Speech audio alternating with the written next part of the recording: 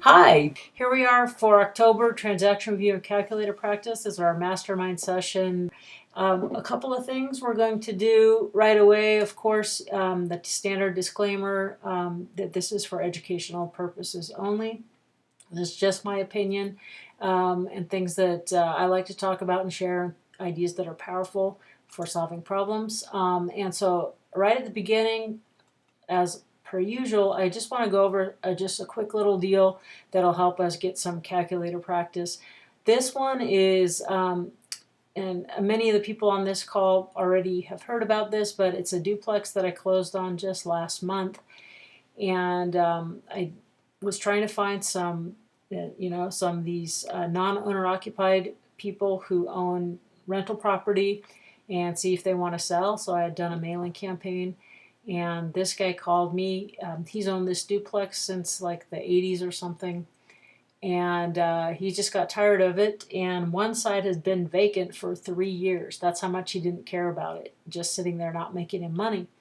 So it's a nice little duplex. It's not a trashy, garbagey type one. It's on a corner. And the market value, if he would have listed with a realtor, they'd probably gotten in that 210 to 225 range. I ended up getting it for $160,000, and I wanted only to put down, if I could, 10 or 20%. But what it ended up being is that we came down with $90,000. So since my mom was looking for something just like this, and I'm always trying to get her to come move up here, so she put down the money.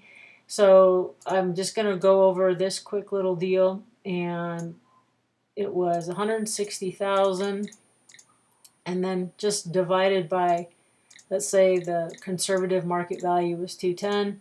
So I got it for basically 76%, so about a 25% discount from retail.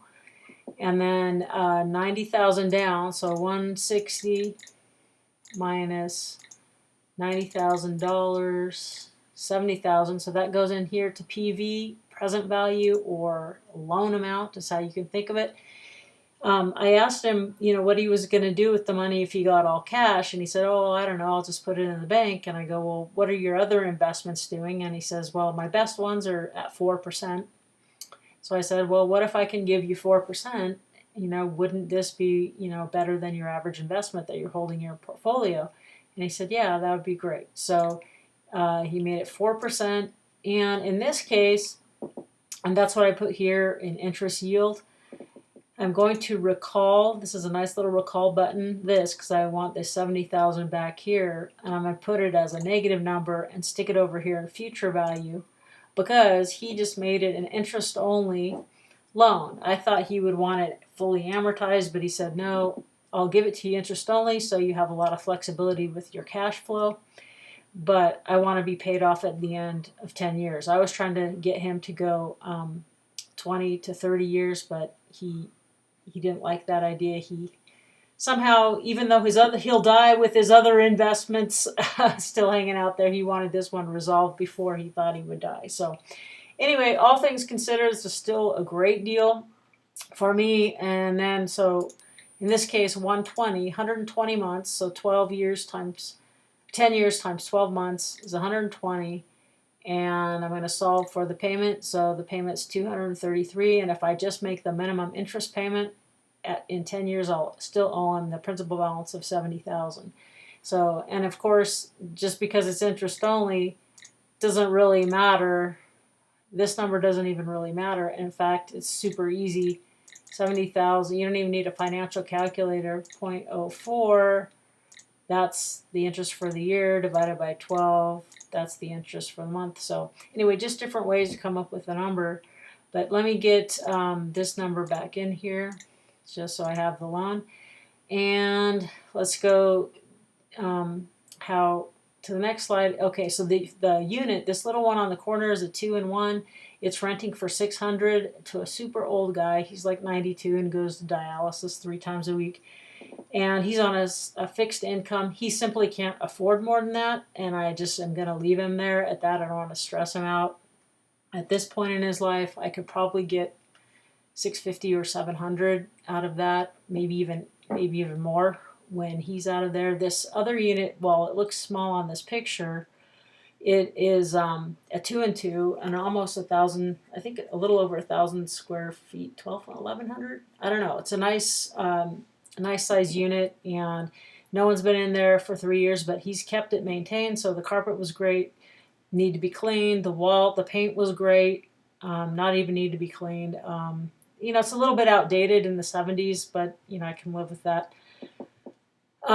So that one I'm getting 1,400 for, which the reason is because I decided to treat it more like Airbnb kind of style, and because if I put a long-term tenant, I might get 900 out of it or 950, but I decided to furnish it, and I'm having a traveling nurse that wanted to rent this, and this is what she pays at her monthly rate at the hotel, and she's sick of at the hotel, so that's just what I put it for this first try. And the week after I closed on it, we had it furnished, and she moved in like a couple days later. So, wham bam, thank you, ma'am, on that one. So basically, now I won't always have this. There'll probably be some downtime on this between tenants because she's only there these traveling nurses are only in town a few months at a time. But just pretend I'm going to get $2,000 a month in gross rents here. And just, so I'm real happy about that. And let's see, and right away, I'm going to say times 0.25, because when $500 is going to my reserve account right away, because when this guy moves out, the old guy, I'm going to have a lot of deferred maintenance to do. It's going to need all new paint, new carpet, new everything, because he's been there a really super long time. So anyway, $500 a month, 25% of whatever I get is just going to go into reserves, which is a savings account attached. And out of that, I'll have about $400 in expenses. So that takes me down to $1,100 left over after expenses, the utilities and taxes and insurance and all that stuff. So $1,100 there, and I'm splitting it with my mom, and so that's $550. So I'm going to send $550 to her. So let's see if that's good for her. $550 times 12.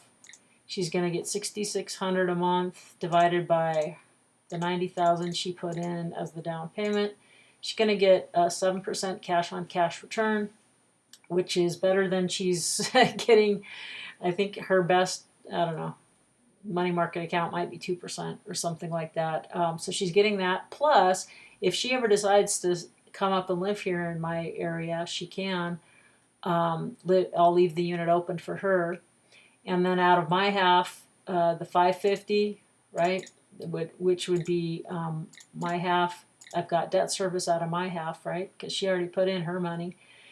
So I would technically pay the $233.33, and if I wanted to, I could say, great, I'll put $316 in my pocket. But I think it would, if I could keep this going, and I know, use that back button, I like that.